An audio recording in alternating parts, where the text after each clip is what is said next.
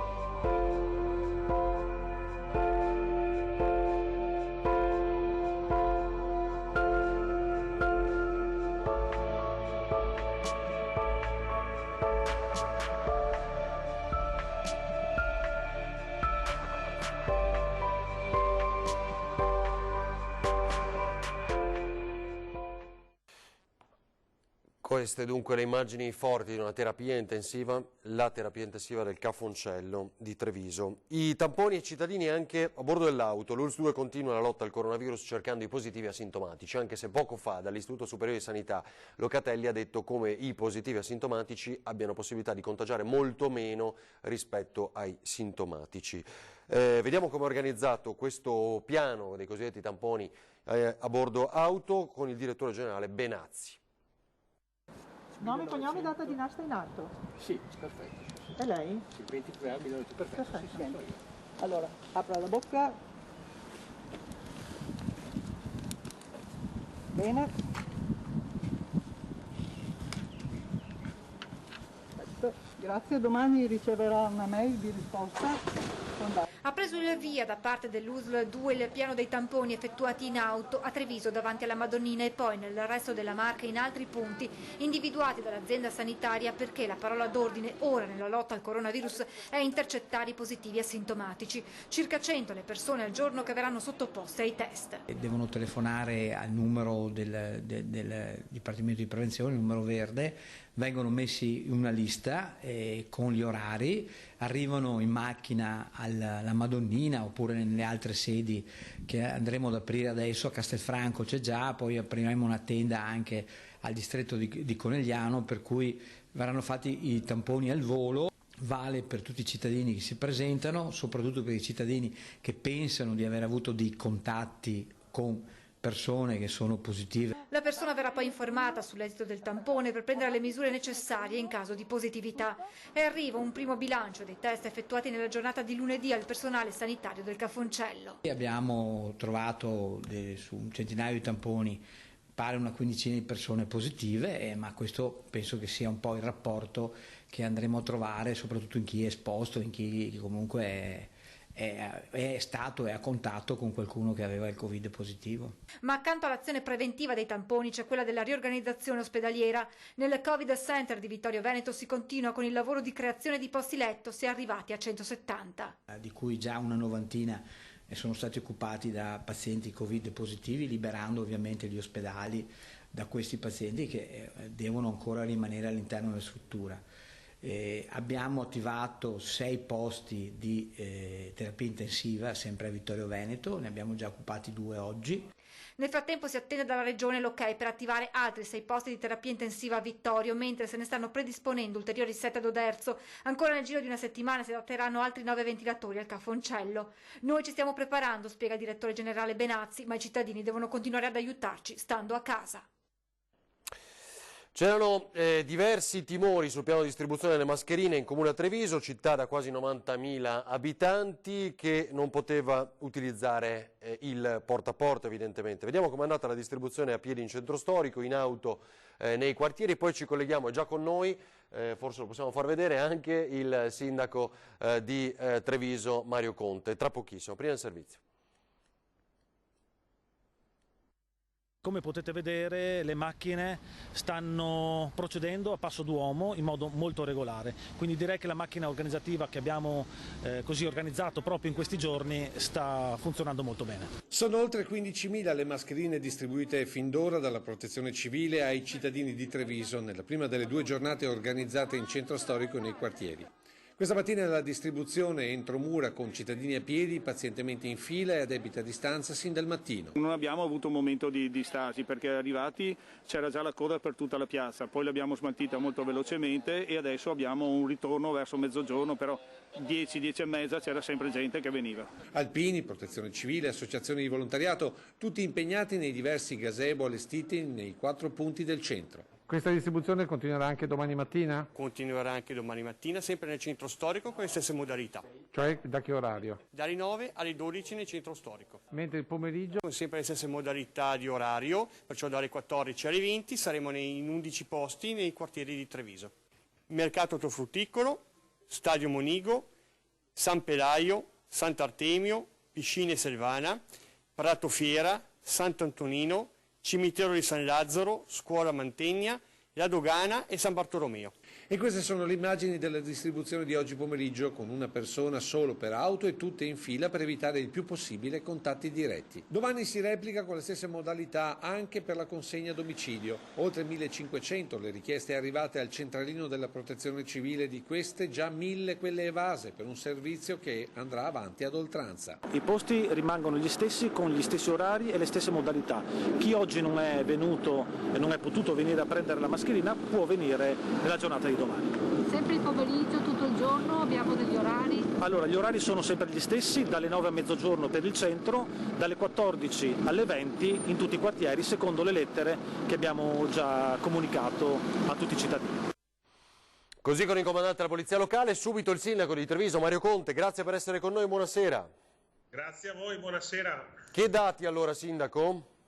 Dati importantissimi, perché sono state consegnate 12.500 mascherine nei quartieri, circa 2.500 in centro storico e già 1.000 a domicilio per le persone anziane o con disabilità, oppure persone che hanno difficoltà per potersi muovere. Domani continueremo con le stesse modalità e in più incrementeremo il porta a porta proprio per quelle persone che hanno prenotato la mascherina attraverso il telefono, la telefonata alla Protezione Civile. Ci tengo a dire anche una cosa: è stato fatto un lavoro straordinario da parte della Protezione Civile, che ringrazio, dagli alpini che si sono resi disponibili ad affiancare la Protezione Civile, e dalla Polizia Locale. 15 postazioni con 90 persone impiegate, è stato qualcosa di davvero straordinario. È andato tutto nel migliore dei modi, non ci sono stati né assembramenti e soprattutto abbiamo lavorato in sicurezza, sia per i volontari e sia per i nostri cittadini. Una piccola battuta: vedo che nei Facebook c'è qualcuno che, nonostante la mascherina non sia dovuta, sia offerta dalla Regione e regalata da uno sponsor, trova ancora la forza, nonostante questa emergenza, di lamentarsi e di criticare le scelte. Allora io dico semplicemente che questa è la mascherina che mette a disposizione la Regione Veneto e il governatore Luca Zaia. Questa è la mascherina che mette a disposizione lo Stato, il governo e il Premier Conte. Cioè non c'è nulla. Non c'è nulla. Quindi noi scegliamo questa. Può non piacere, può sembrare fragile, ma è uno strumento importante, necessario per andare a fare la spesa o per andare a comprare le medicine. Basta indossarla e è sicura da questo punto di vista. Di certo non potete andare in piazza a fare i belli, oppure non dovete andare a lavorare, perché questa è una mascherina protettiva per le occasioni semplici, quindi fare la spesa piuttosto che andare in farmacia. Va bene, sindaco, mi dà un commento sul suo omonimo, però questo le tocca, Conte, il Premier, che invece ha detto che ora non è l'intervento, diciamo, che avrebbe implicato un iter processuale magari in alcuni casi, ma è una sanzione, una multa da 400 a 3.000 euro per chi viene sorpreso in giro senza giustificazione. Sì, è stata fatta una conferenza stampa per giustificare delle notizie che sono fuoriuscite dal loro stesso governo e quindi hanno dovuto smentire, eccetera. Quindi io invece, guardate, al di là delle sanzioni, anche a Treviso qualcuna ne è stata fatta, ma oggi i cittadini di Treviso hanno dato una grande dimostrazione di civiltà e di responsabilità, perché nei checkpoint che abbiamo predisposto per il ritiro della mascherina si sono comportati benissimo, hanno ringraziato, hanno apprezzato, hanno collaborato e sono rientrati a casa. Credo che oggi Treviso abbia dato una grandissima dimostrazione di spirito, di squadra, di sacrificio e di voglia di superare questo momento tutti insieme. Poi quelle poche decine che stanno criticando la scelta o che continuano a comportarsi male subiranno le conseguenze del caso. Per chi invece critica la scelta della mascherina, gli rispondo con un sorriso: e se chi non vuole la mascherina non venga a ritirarla, lasci piuttosto una mascherina in più a chi la apprezza, a chi la utilizza. Chiarissimo, grazie al sindaco di Treviso Mario Conte.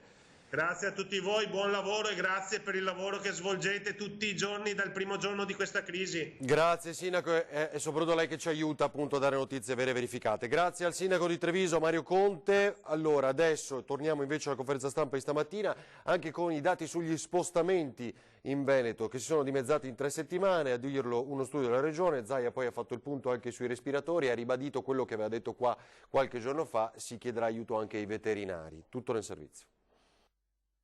Abbiamo censito tutti gli spostamenti con il gestore telefonico TIM, ovviamente in maniera anonima, semplicemente guardando gli spostamenti dei telefonini, non sappiamo di chi sono i telefonini. Quindi un tema, diciamo una lettura macro che ci dice che c'è stata una diminuzione di quasi il 50% degli spostamenti. Complici diversi decreti e le tante ordinanze, gli spostamenti dei veneti all'interno della regione si sono quasi dimezzati in poco meno di 3 settimane, un crollo del 44,66% dai 5.834.000 di lunedì 2 marzo ai 3.228.000 di lunedì 23. Questo è il dato rilevato da uno studio congiunto della regione con il colosso della telefonia TIM che ha rilevato gli spostamenti dei veneti fuori dalle celle di telefonia di appartenenza, dati che per Zaia dimostrano soltanto una cosa.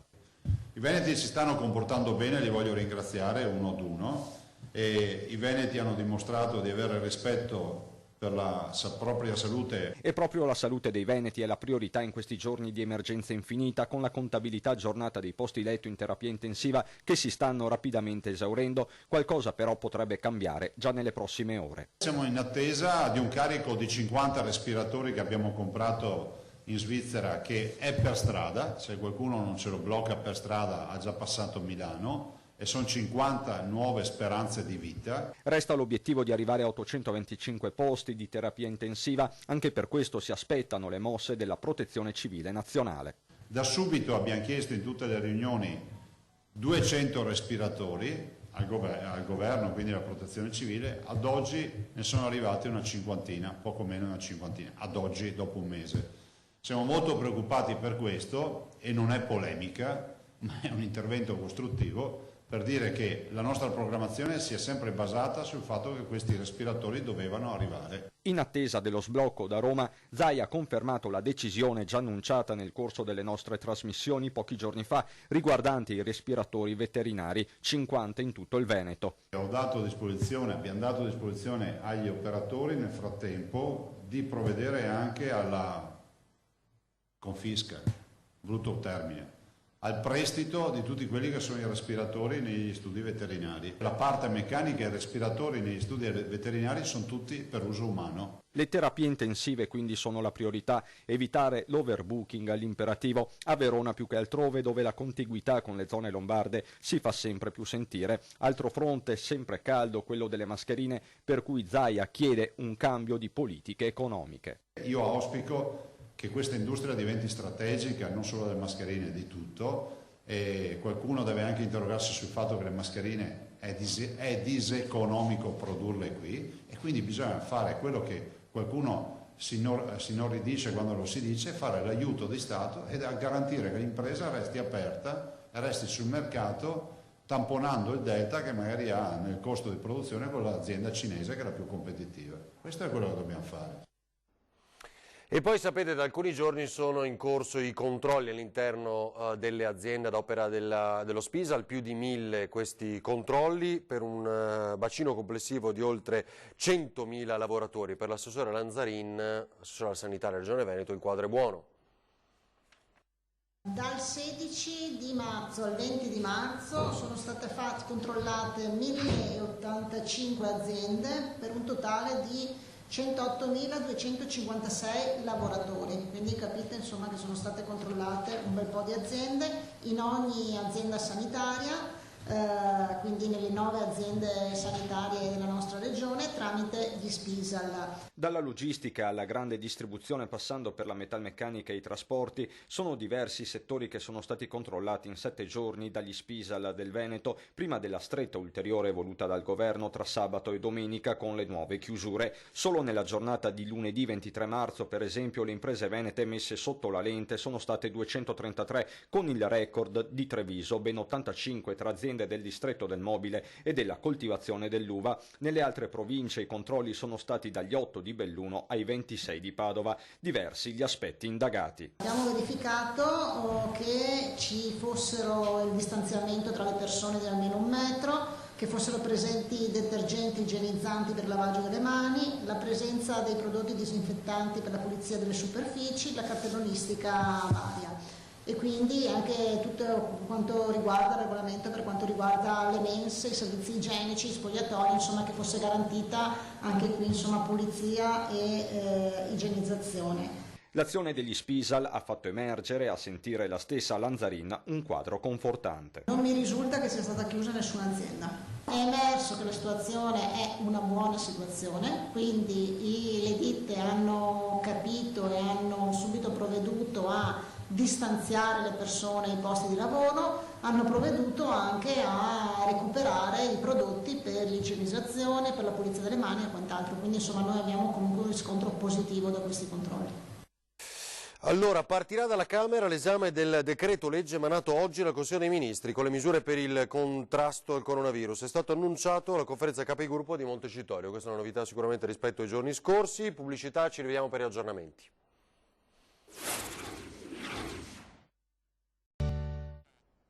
Torniamo in diretta all'edizione di Treviso e nei nostri telegiornali. ISRA, l'appello del presidente Mauro Michelon agli anziani seguiti in assistenza domiciliare. Non muovetevi da casa, vi portiamo noi il necessario. A causa dell'emergenza Covid-19 l'ISRA ha messo in campo una serie di iniziative per aiutare e sostenere i suoi anziani, prima fra tutte la consegna delle tanto sospirate mascherine della Regione Veneto. Il Comune ha delegato ISRA a portare le mascherine a tutte quelle persone a cui noi facciamo assistenza a domicilio in nome e per conto del Comune, perciò noi andremo a distribuire anche a queste persone le mascherine. Non uscite di casa, spiega Michelon, portate pazienza, veniamo noi a portarvele. È fondamentale che soprattutto la fascia più debole della popolazione, come gli anziani, rimangano a casa, tutelati il più possibile. L'appello accorato del Presidente. L'appello alle persone che sono assistite da ISRA in assistenza domiciliare è di stare tranquilli che le mascherine verranno portate dai nostri assistenti nelle loro case. Ma non è tutto. L'ISRA ha preso anche un'altra importante decisione per fronteggiare sia l'evolversi della situazione che le implicazioni negative sull'economia. Iniziativa che riguarda 16 commercianti che hanno chiuso l'attività temporanea e che hanno l'esercizio in locazione da ISRA. L'iniziativa è quella di sospendere queste attività, 16 attività commerciali, per 3 mesi il canone di locazione. Canone che potrà essere restituito nell'arco di 8 mesi a rate a partire da luglio 2020 fino a febbraio 2021. Questo, spiega Michelon, perché le attività possano riprendere al termine dell'emergenza con maggior slancio. Certo che si tratta di un'operazione non del tutto indolore per ISRA. Costerà una mancata entrata temporanea di circa 106.000 euro complessive. E ora i dati pesantissimi della ricaduta sul fronte economico del contagio nei nostri territori. Per questo dalla Camera di Commercio l'impegno a far leva sul governo perché dall'epidemia non si passi alla carestia. Non sappiamo se e quando ripartirà e come ripartirà, quindi la vedo molto dura. Io sono sempre stato uno di quelli che ha sempre visto il bicchiere mezzo pieno. E stavolta comincio ad avere qualche dubbio che ci sia ancora qualcosa dentro questo bicchiere. Una voce per tutti gli imprenditori che vivono in tensione questo tempo di contagio e di fermo quasi totale della produzione. E a questa voce la nostra Camera di Commercio cerca di dare una risposta, analizzando la situazione per indicare già da ora quali dovranno essere le linee di intervento già il giorno dopo la fine del contagio. I numeri sono da tempo di guerra, oltre il 50% di imprese chiuse con dipendenti in cassa integrazione, già 400 milioni di perdita solo per la Marca Trevigiana calcolata negli ultimi 15 giorni, che diventano 1,5 miliardi di euro per il Veneto. A questo va sommata la perdita incalcolabile del portafoglio clienti, passato con il fermo produzione ai concorrenti stranieri, il più delle volte con contratti vincolanti almeno per 5 anni. Ma non basta, ferma tutta la filiera turistica che deve già guardare alla stagione invernale 2020 2020-2021 per avere i primi ritorni da mercati importanti come Germania e Francia. Insomma, mesi di grandi incognite, dove gli interventi economici devono essere come un vero e proprio antidoto alla carestia. I primi provvedimenti sono proprio quelli legati al credito, perché bisogna sostenere queste imprese, soprattutto le microimprese, le piccole imprese, quelle del commercio. Spostare di 4 giorni il versamento IVA, oppure spostare di qualche mese gli adempimenti fiscali non serve a salvare le imprese, assolutamente.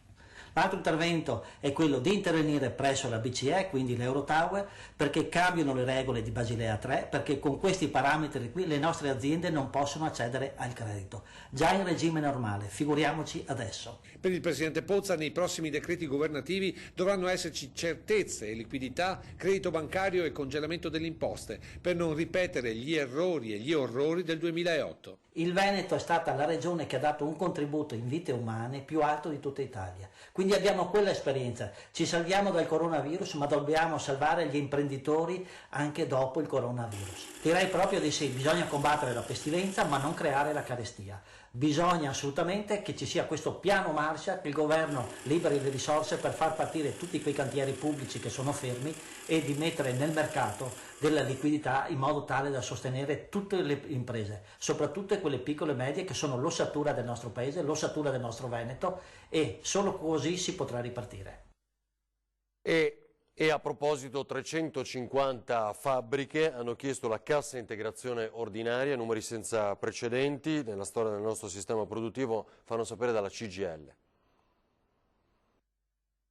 Industria metalmeccanica, sono ben 350 le richieste di cassa integrazione ordinaria. Le fabbriche chiudono per l'emergenza Covid-19. Stiamo parlando di numeri mai visti prima, ha detto il leader delle tute blu della CGIL di Treviso, Enrico Botter, soprattutto in un lasso di tempo così concentrato.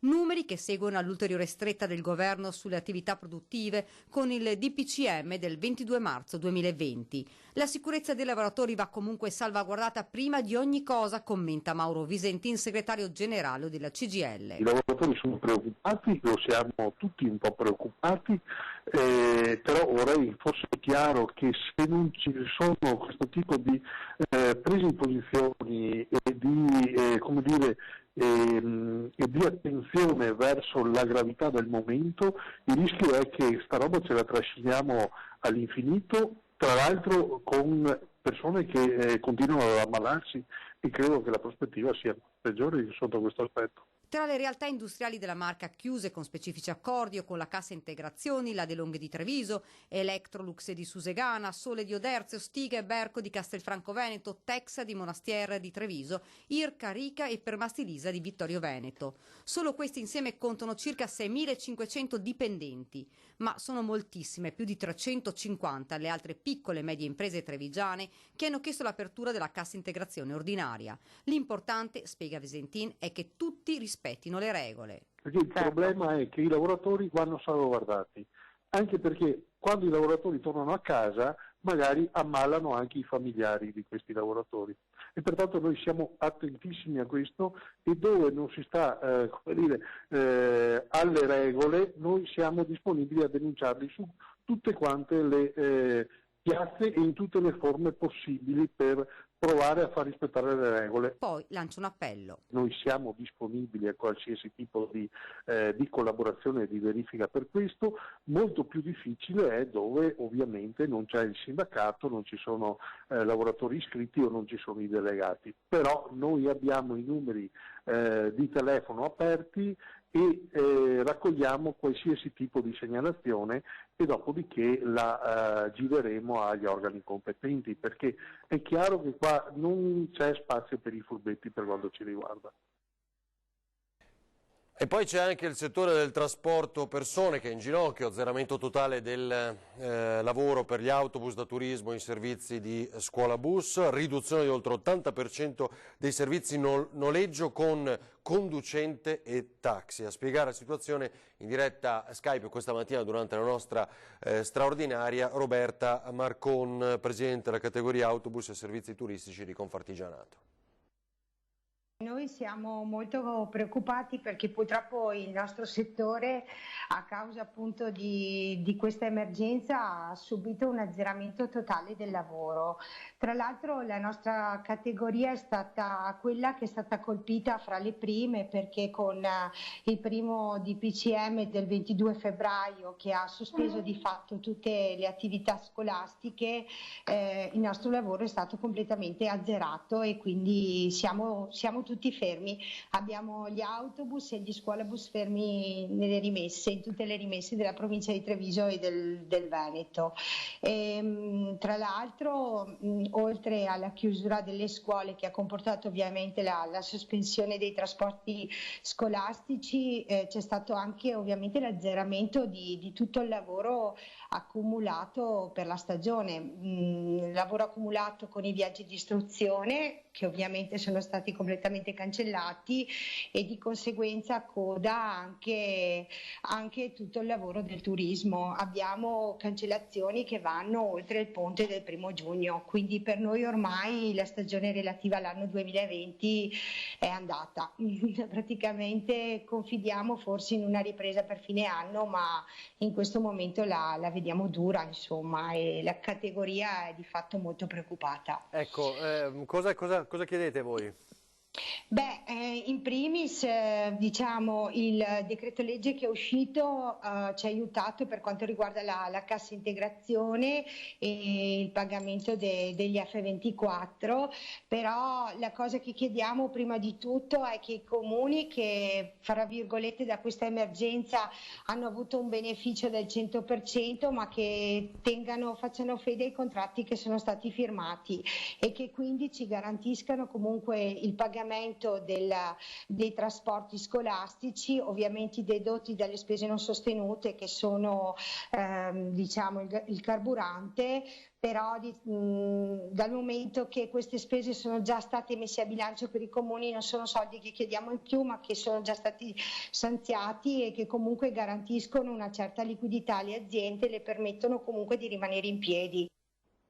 E il problema è che poi viene affrontato, declinato sul territorio, perché venga decrittato in qualche maniera proprio dal prefetto che in questi giorni è subissata di domande. Il decreto prevede che continui a lavorare coloro che ritengono di far parte di filiere oppure che ritengono di appunto far parte di, o che fanno parte appunto di, o che sono nella condizione di non poter sospendere la propria attività perché vi sono anche dal punto di vista dei macchinari delle problematicità, quindi dei danni per motivi di sicurezza, e casomai sarà la prefettura che, non riconoscendo l'esistenza di questa situazione, dovrà, come dire, formalizzerà un invito a sospendere, diciamo così, l'attività. È chiaro, il prefetto di Treviso in questi giorni letteralmente travolta da telefonate chiarificatrici da parte delle 130.000 aziende presenti nella Marca che ritengono di non dover sospendere l'attività. Da ieri ad oggi quindi abbiamo superato credo le 400-500 segnalazioni. Tra queste alcune, anzi parecchie, sono, come dire, pervengono da aziende che sicuramente sono, come dire, legittimate a continuare ad operare. Poi stiamo esaminando e stiamo chiedendo documentazione integrativa invece a quelle aziende per le quali la prefettura deve rilasciare un'autorizzazione, e sono in realtà abbastanza poche, e invece ci sono poi un numero consistente, molto elevato devo dire, di aziende che chiedono di poter proseguire perché appunto facenti parte di filiere. E nonostante i ranghi ridotti derivati dai provvedimenti anticontagio, la prefettura sta evadendo ognuna delle richieste che prevedono documentazione relativa alle proprie attività. Per questo il prefetto sottolinea che soprattutto per queste aziende il lavoro va avanti salvo comunicazione contraria. Ovviamente stiamo verificando le notizie che ci vengono date e in molti casi purtroppo dobbiamo chiedere le integrazioni. Prefetto che infine si rivolge a quanti intasano la prefettura con richieste di deroghe al divieto di spostamento. Noi non possiamo dare risposta al caso singolo. Invito di evitare di continuare ad inondarci di richieste, di telefonate su casi specifici, su singole situazioni, di verificare quelle che sono le FAQ che ci sono anche sul sito della Protezione Civile, che ormai hanno dato risposta a quelle che sono le reali esigenze di spostamenti che sono, nel quale devono essere ricondotti poi anche le singole fattispecie. Ecco, questo ci porta via molto tempo e quindi purtroppo non riusciamo a dare più una risposta. Il carcere di Voghera è al limite del collasso, noi siamo senza protezioni e a perenne rischio contagio, la denuncia di Felice Maniero tramite il suo legale Luca Broli. che dice poi ancora le mascherine è un carcere in rivolta gestito da 4 detenuti, ha spiegato Maniero in un messaggio al suo avvocato. Le mascherine per proteggerci non ci sono e chi le ha se le è dovute comprare. Il rischio di contagio è elevato e le condizioni igieniche sono scarse, visto che non ci viene nemmeno permesso di utilizzare la candeggina per disinfettare le celle, così racconta Maniero. Ora l'odissea di 2 studenti di rientro da Barcellona.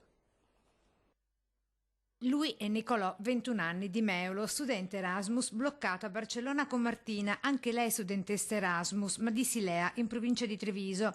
Ci ha mandato questo video per chiedere aiuto. Non sanno chi potrà portarli a casa una volta sbarcati a Genova, dice. Giovedì mattina io e la mia amica Martina partiremo col traghetto delle grandi navi della Farnesina da Barcellona per arrivare a Genova al mattino seguente. Il problema è che una volta arrivati a Genova non c'è modo di tornare a casa. Io risiedo nella provincia di Venezia e la mia amica Martina in provincia di Treviso. I nostri genitori hanno fatto innumerevoli giri di chiamate a polizia stradale, carabinieri. I ragazzi, per il tramite delle rispettive famiglie, hanno chiamato tutti, ma proprio tutti, Farnesina e prefetture comprese, ma nessuno al momento ha saputo indicare come farle rientrare in Veneto dalla Liguria. Le prefetture di Venezia e Treviso che non hanno saputo dare risposte esaurienti. Con l'aggiunta dello stop totale di Trenitalia verso il Veneto, salva esclusivamente Verona con un collegamento Roma-Bolzano e l'unico treno di Italo a lunga percorrenza da e verso il Veneto con partenza da Roma. I nostri genitori hanno inoltre contattato il numero di emergenza del coronavirus, cioè il 1500, che li ha dirottati all'unità di crisi della Farnesina, che ha detto che non è un problema di loro competenza. Inoltre oggi mi è giunta voce che non sono stati bloccati tutti i treni da e per il Veneto e non sappiamo come fare per arrivare a casa. Un presidio di informazione vera e certificata, opera di professionisti, ed ecco, ci prendiamo un piccolo spazio per l'informazione che insieme a voi abbiamo fatto in questo oltre un mese di edizioni straordinarie quotidiane.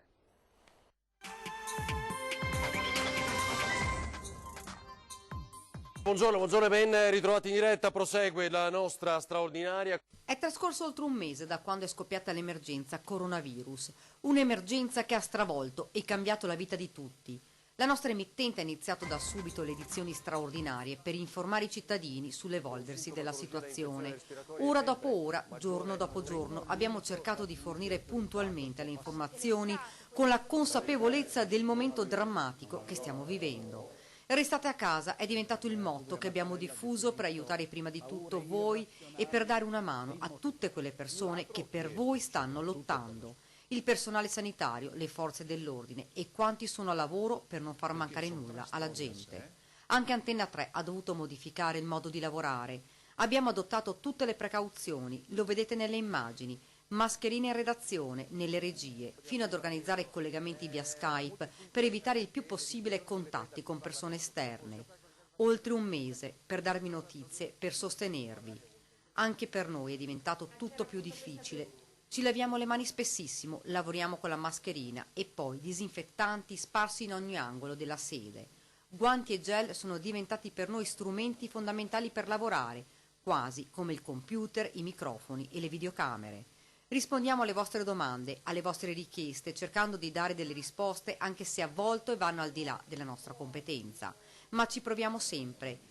In un mese il numero delle persone contagiate è aumentato, di ora in ora il bollettino cambia e si aggrava, così come le vittime alle quali va il nostro pensiero. Combattere questa battaglia significa rispettare le regole, significa voi che potete rimanere a casa.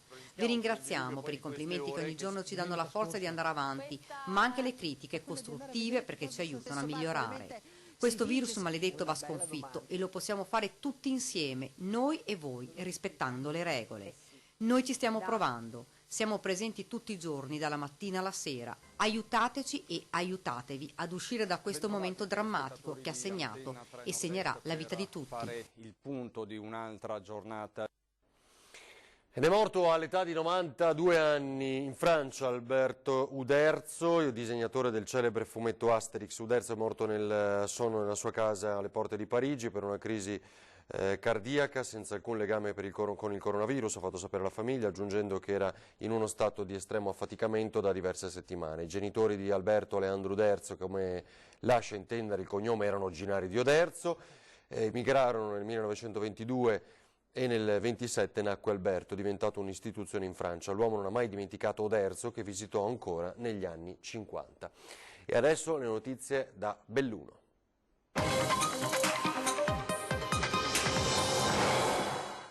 Si moltiplicano i gesti di solidarietà per aiutare le istituzioni nella gestione dell'emergenza Covid-19, l'ultima in ordine di tempo è quella dell'Aeroclub di Belluno. Abbiamo messo a disposizione quelle che sono le nostre forze, che sono velivoli, piloti, istruttori, per fare qualsiasi attività che diventa difficilmente gestibile da terra. Sorveglianza del territorio, ma soprattutto trasporto veloce di personale e materiale sanitario. Ecco il prezioso contributo che l'Aeroclub di Belluno ha messo a disposizione delle istituzioni a titolo gratuito per fronteggiare l'emergenza coronavirus. Siamo in grado, come Aeroclub di Belluno, con i nostri velivoli, di dare immediatamente una risposta per spostamenti, raggiungendo oltre 150 aerodromi in tutta Italia. Aerodromi minori, quindi non aeroporti, tra quelli più grossi conosciamo, ma aeroporti più piccoli, più vicini alla comunità, più vicini ai luoghi di interesse. Un gesto encomiabile dell'Aeroclub Belluno, che conta 150 soci, tutti accomunati dal desiderio di mettersi a disposizione della comunità in questa fase critica della vita sociale del nostro paese. L'Aeroclub ha scritto direttamente al presidente Zaia, all'assessore Bottacini e ai sindaci di Belluno e Ponte nelle Alpi per informarli della disponibilità con lo stesso slancio già offerto in passato per situazioni di emergenza. Essendo l'aeroporto di Belluno una base molto importante per le varie emergenze che possono accadere nella provincia, mi viene da pensare alla tempesta Vaia, dove tutti i voli di emergenza partivano dall'aeroporto di Belluno. Normalmente a Belluno atterrano voli per trasporto organi urgenti da e per l'ospedale di Belluno. All'interno dell'aeroporto di Belluno ci sono attualmente la sede di Babcob, che gestisce il servizio dell'elisoccorso dell'ULSS Dolomiti, nonché il 14° nucleo elicotteri carabinieri del Veneto. E poi vediamo com'è andata la distribuzione delle mascherine oggi.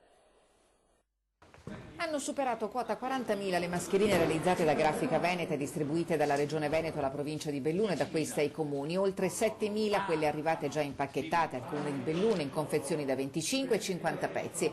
La distribuzione delle mascherine è stata organizzata in 3 fasi. La prima è finalizzata a rifornire il personale in prima linea, i luoghi dove vengono accudite le fasce più deboli come gli anziani in struttura e i malati e gli uffici maggiormente a contatto con il pubblico, dove è importante elevare al massimo gli standard igienico-sanitari, spiega il sindaco di Belluno. La seconda e la terza fase richiederanno qualche giorno in più per problemi legati al confezionamento, ragione per la quale ai magazzini comunali di Marisica è stato attrezzato un locale il più possibile sterile per rispettare l'igiene del prodotto ed evitare al massimo il contagio con agenti patogeni esterni. Lì da questa mattina personale qualificato dotato di tute, guanti e maschere sterili procede allo spacchettamento e all'imbustamento singolo. La seconda fase della distribuzione riguarderà perciò le fasce deboli della popolazione e avverrà attraverso il comitato d'intesa. Infine, presumibilmente a partire dalla prossima settimana, verrà organizzata la distribuzione al resto della popolazione, chiedendo la collaborazione e le attività commerciali ancora in attività dopo gli ultimi decreti. Ricordiamo che queste mascherine non sono un presidio medico e mirano ad assicurare maggiormente protezione in caso di uscita dalla propria abitazione, fermo restando l'obbligo di rispettare la distanza minima di 1 metro tra le persone. Sono strettamente personali e non è in alcun modo consentito un utilizzo promiscuo neanche tra i componenti dello stesso nucleo familiare. Per le necessità sanitarie, invece, all'azienda ULSS Dolomiti è arrivato un ulteriore quantitativo di dispositivi di protezione individuali acquistati tramite Azienda Zero. Si tratta di oltre 12.000 camici, 25.000 cappellini, 48.090 mascherine chirurgiche, 16.000 mascherine FFP2, 900 occhiali, 300 visiere. È tutto, vi lasciamo come sempre ai vostri video e foto. Andrà tutto bene, i messaggi dei nostri telespettatori, la nostra straordinaria comunque prosegue, anche perché abbiamo una notizia che vi daremo tra poco, per la quale stiamo facendo un'ulteriore dovuta verifica. Grazie. Andrà tutto bene, fratelli d'Italia, d'Italia detesta, con l'elmo di Cipro si è cinta alla testa, dov'è la vittoria che porta la gloria, schiava di Roma che Dio la creò.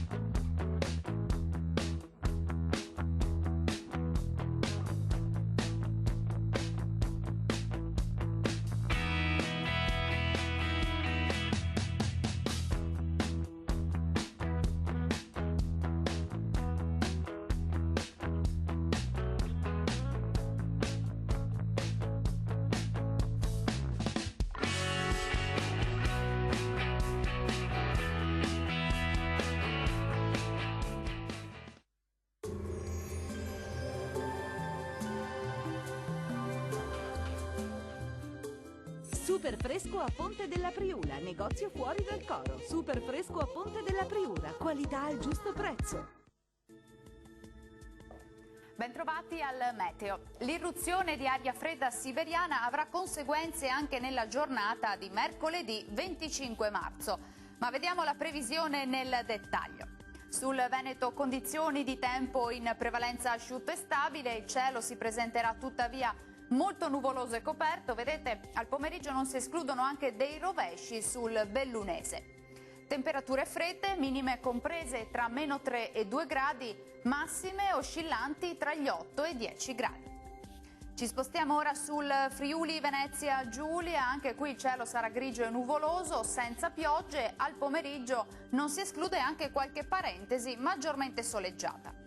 Temperature minime tra lo 0 e i 2 gradi, massime invece tra 6 e 11 all'incirca. Uno sguardo infine alla situazione del Trentino Alto Adige. Il cielo anche qui sarà coperto un po' dappertutto, qualche sprazzo di sole al pomeriggio sui settori più settentrionali della regione. Temperature minime tra -1 e 1 grado, massime invece tra 10 e 11. Dal meteo di Antena 3 per ora è tutto, grazie per l'attenzione e arrivederci.